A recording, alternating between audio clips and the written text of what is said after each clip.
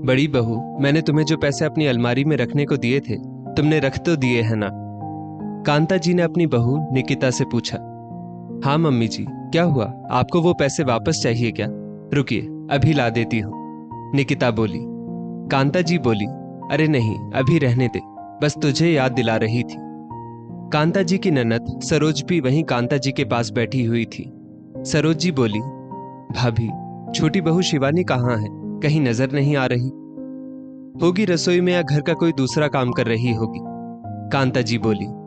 उतने में शिवानी रसोई से अपनी सास और बुआ सास के लिए चाय नाश्ता लेकर आ गई। सरोज जी ने देखा कि शिवानी के हाथों में नकली कंगन और कानों में भी नकली झुमके हैं। शिवानी के चले जाने के बाद सरोज जी कांता जी से बोली, भाभी, शिवानी ने नकली गहने क्यों पहने हैं, जबकि बड़ी बहू निकिता के हाथों में तो असली सोने के कंगन और कान में सोने के झुमके थे।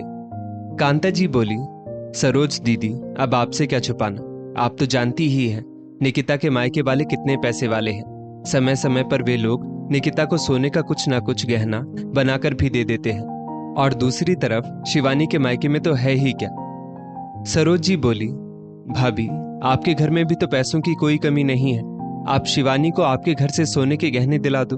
और जहां तक मुझे याद है, आपने दोनों बहुओं को शादी में सोने का मंगलसूत्र, सोने के झुमके, हार और सोने का एक एक कंगन चढ़ाया था, तो वो सब तो शिवानी के पास होगा ही। फिर शिवानी घर में नकली गहने पहनकर क्यों घूम रही है?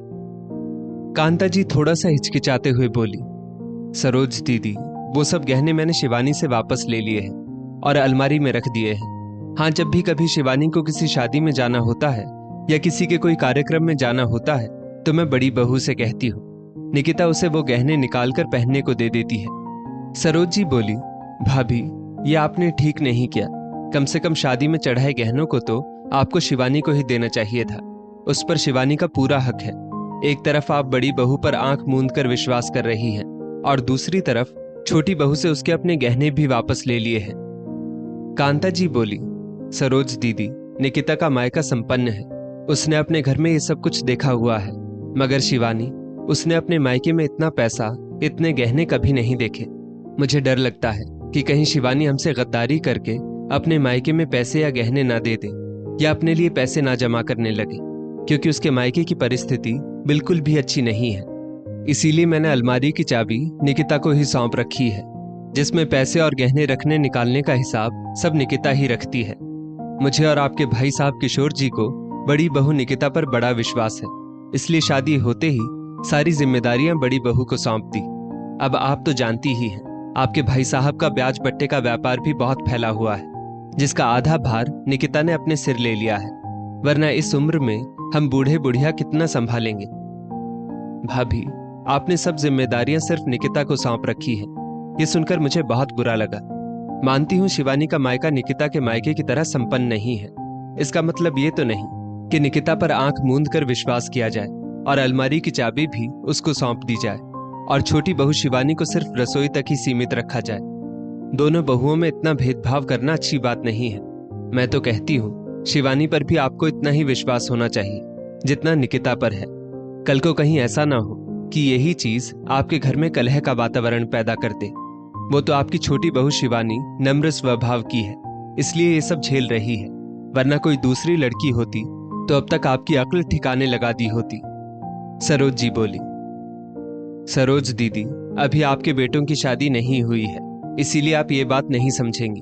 एक संपन्न परिवार की बेटी में और एक गरीब परिवार की बेटी में बहुत फर्क होता है। आपके भी 2 बेटे हैं, जब उनकी शादी होगी तब आपको ये बात समझ आएगी। कांता जी बोली, मेरी तो समझ में सब आ गया है भाभी। काश आप और किशोर भैया समझ पाते कि आप लोग ये जो कर रहे हो वो अच्छा नहीं कर रहे हो। कांता जी के दोनों बेटे राजीव और आनंद की शादी एक ही साथ एक ही मंडप में हुई थी। कांता जी को दोनों बहुएं तो सुंदर मिली थी, मगर कांता जी को आनंद के लिए इतनी खुशी नहीं हुई थी जितनी खुशी उन्हें राजीव के लिए हुई थी। राजीव की पत्नी निकिता एक संपन्न परिवार से थी, वहीं आनंद की पत्नी शिवानी गरीब परिवार से। यही वजह थी कि कांता जी अपनी छोटी बहू शिवानी को दिल से नहीं अपना पाई थी। कांता जी कभी शिवानी पर उतना विश्वास नहीं कर पाई जितना वो निकिता पर करती थी। उन्होंने निकिता को घर और बाहर की जिम्मेदारी सौंप रखी थी, वहीं शिवानी की जिम्मेदारी सिर्फ रसोई तक ही सीमित थी। कांता जी अपना लाड़ प्यार भी बड़ी बहू पर ही लुटाती, क्योंकि आए दिन निकिता के मायके वाले उपहार देकर बेटी की सास को खुश जो रखते थे। कांता जी किशोर जी से भी बातों बातों में कह देती, बड़ी बहू तो खरा सोना है, काश छोटे को भी ऐसी बीवी मिली होती कि हम उस पर नाज कर पाते। निकिता खूब सच सवर कर रहती, क्योंकि भले बैंक में कुछ काम से जाना हो या बाहर से घर के लिए कोई सामान लाना हो, घर के राशन की चीजें लानी हो, सास ससुर की दवाइयां लानी हो, ऐसे सारे कामों की जिम्मेदारियां निकिता संभालती थी, जिस वजह से वो रसोई में कम ही नजर आती थी। और छोटी बहू शिवानी घर में सबके लिए खाना बनाना हो या काम वाली के ना आने पर बर्तन साफ सफाई करनी हो, वो सब संभाल लेती थी। शिवानी को कपड़ों और गहनों का भी कोई खास शौक नहीं था। उसके पास जो था वो उसमें संतुष्ट थी। उसे कभी निकिता से ईर्ष्या नहीं होती थी और ना उसके मन में किसी के लिए कोई बैर था। निकिता जान चुकी थी अब घर में सभी निकिता पर ज्यादा विश्वास करते हैं, इसलिए वो भी सास की विश्वास पात्र बनकर खूब फायदा उठाती थी। मगर ये बात कभी कांता जी को समझ ही नहीं आई, क्योंकि उन्हें तो सिर्फ यही लगता था कि राजीव और आनंद दोनों बेचारे दिन भर ऑफिस में रहते हैं। पति किशोर लाल जी और उनकी उम्र हो गई है, ऐसे में सारी जिम्मेदारी निकिता पर डालकर वे आजादी से जीना चाहती थी। और घर की देखरेख के लिए तो शिवानी थी ही। कांता जी और किशोर जी का परिवार भी एक संपन्न परिवार था। किशोर जी पैसे ब्याज बट्टा पर दिया करते थे। कोई अपने सोने के जेवर गिरवी रखकर किशोर जी से पैसे ले जाता, तो कोई अपनी जमीन जायदाद गिरवी रखकर। किशोर जी का परिवार इतना संपन्न था कि पैसे का कोई हिसाब किताब ही नहीं रहता था। कितने पैसे आए, कितने गए, इस हिसाब किताब की जिम्मेदारी तक निकिता ने उठा रखी थी। राजीव और आनंद भी इस जिम्मेदारी से मुक्त हो गए थे। वे दोनों भी यही सोचते थे, निकिता ने उनका कितना काम कम कर दिया है, वरना पहले किशोर जी दोनों बेटों से हिसाब किताब करवाते थे। दोनों को समय का अभाव रहता, इसलिए निकिता अब सारा हिसाब किताब देखने लगी थी। किशोर जी भी बहू के हिसाब किताब संभालने से बहुत आजाद हो गए थे। एक बार किशोर जी टहलने निकले थे कि उनका दोस्त बनवारी उन्हें रास्ते में मिल गया। और कैसे हो किशोर, आजकल कहाँ रहते हो, दिखाई भी नहीं देते। किशोर जी बोले, बस अब ये बूढ़ी हड्डियां साथ नहीं देती बनवारी, इसीलिए सैर पर भी नहीं निकल पाता हूँ। आज बहुत दिनों बाद मन किया बाहर की हवा ले आऊं, तो निकल पड़ा। बनवारी जी बोले, किशोर तुम्हारे घर में कोई दिक्कत चल रही है क्या? अगर ऐसा कुछ भी हो तो तुम बेझिझक मुझे बता सकते हो, आखिर तुम मेरे पुराने मित्र हो। थोड़ी बहुत पैसों की मदद तो मैं भी कर सकता हूं तुम्हारी, तुम अपना दिल मेरे सामने खोल सकते हो। ये सुनते ही किशोर जी बोले, दिक्कत और मेरे घर में? मैं कुछ समझा नहीं बनवारी, तुम क्या कहना चाहते हो? बनवारी जी बोले, अभी कुछ दिन पहले मैंने तुम्हारी बड़ी बहू निकिता को पन्ना सेठ की ज्वेलरी की दुकान में देखा था। मैं अपनी पत्नी को वहां सोने के कंगन दिलवाने ले गया था। निकिता के हाथ में कुछ बहुत पुराने सोने के गहने थे, जो बेचकर वो पैसे मांग रही थी। उसकी नजर हम पर नहीं पड़ी, वरना मैं उससे ही पूछने वाला था, क्या हुआ, घर में कोई दिक्कत है क्या? वरना इतना पुराना खरा सोना भला कौन बेचता है?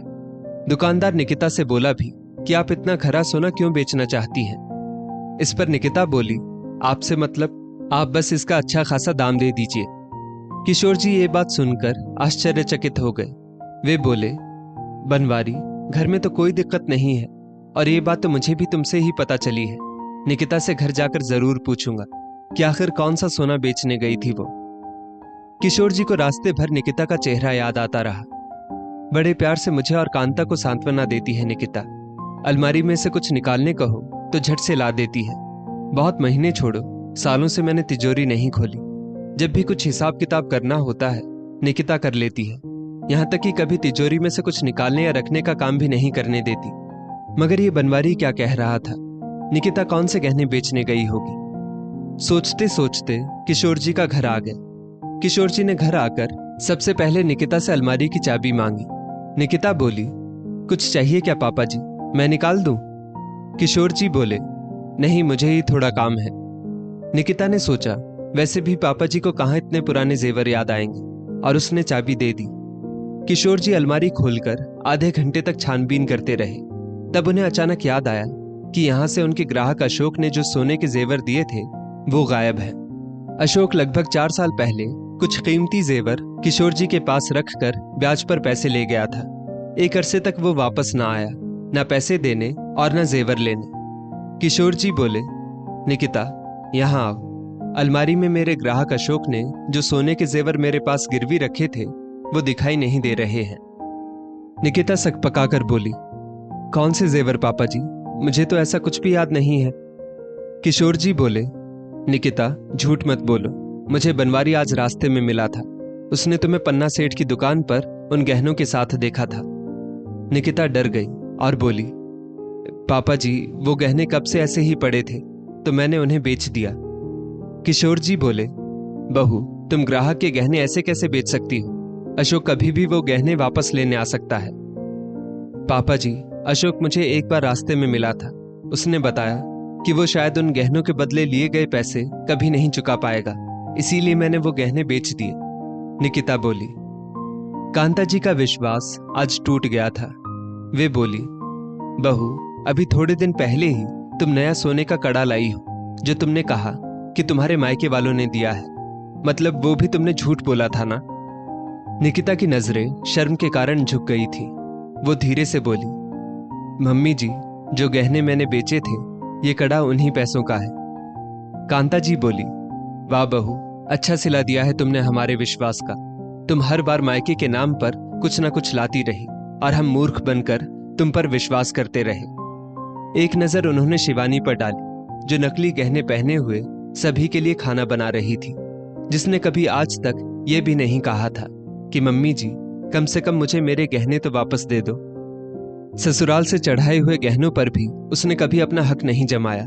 और एक ये बहू है जिस पर हमने आंख मूंद कर विश्वास किया, जो हमें हमारे ही पैसे दे देकर बेवकूफ बनाती रही। सरोज दीदी सही कहती थी, दोनों बहुओं में इतना भेदभाव करना अच्छी बात नहीं है। इस भेदभाव के चक्कर में पड़कर मैंने असली हीरे को पहचाना ही नहीं। काश मैंने उस वक्त सरोज दीदी की दी हुई नसीहत मान ली होती तो आज मुझे ये दिन ना देखना पड़ता। कांता जी ने आज शिवानी से माफी मांगी और बोली, अब तक मेरे किए गए बर्ताव के लिए मुझे माफ कर दो शिवानी। कंकड़ जमा करने के चक्कर में मैं हीरे को नहीं पहचान पाई। दोस्तों, जिस तरह एक बुक को उसके कवर से जज नहीं किया जा सकता, उसी तरह किसी इंसान को उसके अमीर गरीब होने से जज ना करें। इस स्टोरी को लेकर आपकी क्या राय है नीचे कमेंट करके जरूर बताइएगा। और ऐसी ही और भी बेहतरीन वीडियोस के लिए हमारा पेज जरूर फॉलो करें। धन्यवाद।